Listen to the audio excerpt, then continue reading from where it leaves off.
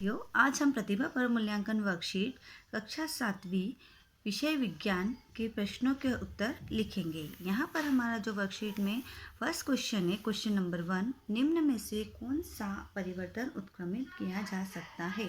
तो इसका जो सही ऑप्शन है बी, बर्फ का पिघलना। नेक्स्ट क्वेश्चन नंबर 2 है हमारा, एकांक समय में किसी वस्तु द्वारा चली गई दूरी को क्या कहते हैं? तो इसका जो करेक्ट ऑप्शन आएगा ऑप्शन नंबर डी, चाल। नेक्स्ट क्वेश्चन नंबर 3 है हमारा, प्रश्न नंबर 3, सही विकल्प का चयन कीजिए। तो यहाँ पर हमें विटामिन दिए हुए हैं, vitamin A, vitamin B, vitamin C, vitamin D. तो इसका जो हमारा सही ऑप्शन है ऑप्शन नंबर सी, रतौंधी, बेरी, स्कर्वी और रिकेट्स।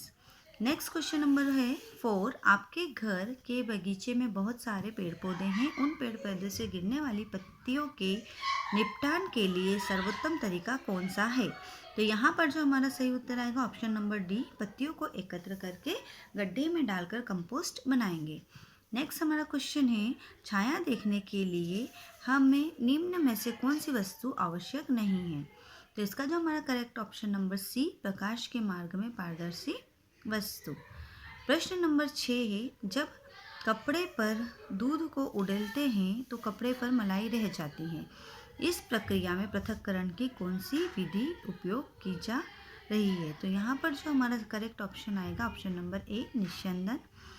नेक्स्ट क्वेश्चन नंबर 7 है, किसी व्यक्ति की लंबाई 1.25 मीटर है, व्यक्ति की लंबाई सेंटीमीटर में क्या होगी? तो यहाँ पर हमारा करेक्ट ऑप्शन आएगा बी, 125 सेंटीमीटर। नेक्स्ट प्रश्न नंबर 8 है हमारा, दिए गए परिपथ में दोनों तारों के मध्य किस वस्तु को रखने पर बल्ब जलेगा? तो यहाँ पर जो हमारा सही करेक्ट ऑप्शन है सी, लोहे की छड़।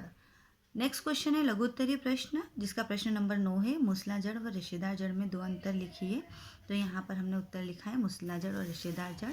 इसमें फर्स्ट है, इसमें जो मूसला जड़ में है मुख्य जड़ के साथ अन्य छोटी जड़ें होती हैं और इनकी पत्तियों का जो शिरा विन्यास होता है वो जालिका रूपी होता है।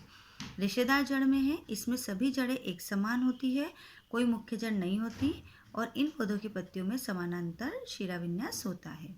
प्रश्न नंबर 10 से अपना, विद्युत मिस्त्री द्वारा उपयोग किए जाने वाले औजार, पेचकस और प्लायर्स के हत्थों पर प्रायः प्लास्टिक या रबड़ के आवरण क्यों चढ़े होते हैं? तो इसका हमारा जो करेक्ट उत्तर आएगा, पेचकस और प्लायर्स के हत्थों पर प्रायः प्लास्टिक या रबड़ के आवरण चढ़े होते हैं क्योंकि प्लास्टिक और रबड़ विद्युत रोधक होते हैं जो अपने अंदर से विद्युत धारा को प्रवाहित नहीं होने देते, जिससे हमें करंट नहीं लगता। क्वेश्चन नंबर 11 है, सरल रेखीय गति व वर्तुल गति को उदाहरण देकर अंतर स्पष्ट कीजिए। तो इसका जो आंसर आएगा, सरल रेखीय गति में वस्तु सरल रेखा के अनुदिश गति करती है, जैसे सीधी सड़क पर वाहन की गति, और वर्तुल गति में गति करती हुई वस्तु किसी नियत बिंदु से दूरी समान रहती है।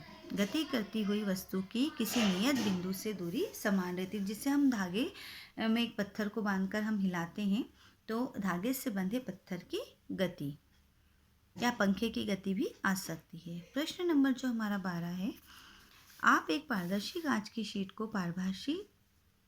पारभासी शीट में कैसे बदलेंगे? इससे करने के कोई 2 तरीके लिखिए।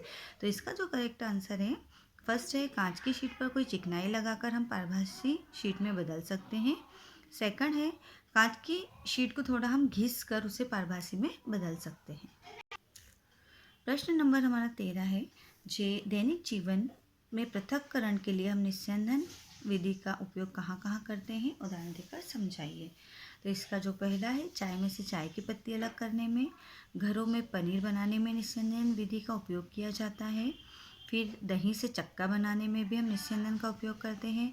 पानी को छानने में, यदि पानी में कुछ कचरा है तो उसे छानने में हम करते हैं। फलों के जूस को जब हम बनाते हैं तो उसको छानने में भी हम निस्यंदन विधि का ही उपयोग करते हैं। नेक्स्ट क्वेश्चन है दीर्घ उत्तरीय प्रश्न, जिसमें प्रश्न नंबर 14 है, किसी पुष्प का नामांकित चित्र बनाकर उसके विभिन्न भागों का वर्णन कीजिए। तो यहाँ पर हमने पुष्प का एक चित्र बनाया है और उसके जो विभिन्न भाग हैं, तो पुष्प के जो विभिन्न भाग निम्न हैं। पहला है बाह्य दल ये छोटी पत्ती की भांति दिखाई देते हैं, जो यहाँ पर दिख रही है 2 बाह्य दल है। दल यह पुष्प की पंखुड़ियाँ होती है। फिर पुंकेसर यह परागकोश एवं तंतु से मिलकर बनता है। चौथा भाग होता है स्त्री केसर। स्त्री केसर में यह पुष्प के केंद्र में होता है जो वर्तिका, अग्रवर्तिका और अंडाशय से मिलकर बनता है। नेक्स्ट जो क्वेश्चन नंबर 15 है, क्रियाकलाप द्वारा दर्शाइए कि प्रकाश सीधी रेखा में गमन करता है। तो इसका उत्तर है कि हमें क्रियाकलाप कर रहे हैं। इसमें है पाइप का एक छोटा टुकड़ा लीजिए, एक कमरे में एक तरफ मोमबत्ती जलाकर मेज के ऊपर रखें। अब कमरे में दूसरी तरफ खड़े होकर पाइप से मोमबत्ती को देखें, आपको मोमबत्ती दिखाई देती है। ये जो हमारा पहला चित्र बना हुआ है, यहाँ पर आपको ये मोमबत्ती दिखाई देगी। नेक्स्ट क्वेश्चन है, नेक्स्ट स्टेप जो है, अब पाइप को थोड़ा सा मोड़िए, आपको मोमबत्ती दिखाई नहीं देती है। इससे यह निष्कर्ष निकलता है कि प्रकाश एक सीधी रेखा में गमन करता है। क्वेश्चन नंबर हमारा 16 है, हमारे शरीर में विभिन्न प्रकार की गतियों के लिए कौन कौन सी संधियाँ पाई जाती है? कंदुक खल्लिका संधि का सचित्र वर्णन कीजिए। तो हमारे शरीर में विभिन्न प्रकार की संधियाँ पाई जाती है। पहला है कंदुक खल्लिका संधि, हिंज संधि, धुराग्र संधि और अचल संधि। तो यहाँ पर हमने कंदुक खल्लिका संधि के बारे में लिखा है। कंदुक खल्लिका संधि में एक अस्थि का गोल सिरा दूसरी अस्थि की कटोरी रूपी गुहिका में धंसा होता है, जिससे कंधे और घुटने की जो हमारी संधि होती है वह कंदुक खल्लिका संधि होती है। इसका जो हमें चित्र बनाना है वो चित्र है इसका हमारा, ये चित्र आप अपने वर्कशीट में बना सकते हैं। तो ये आपका कंदुक खल्लिका का संधि का चित्र हो गया। इस प्रकार आपकी पूरी विज्ञान की वर्कशीट कंप्लीट होती है।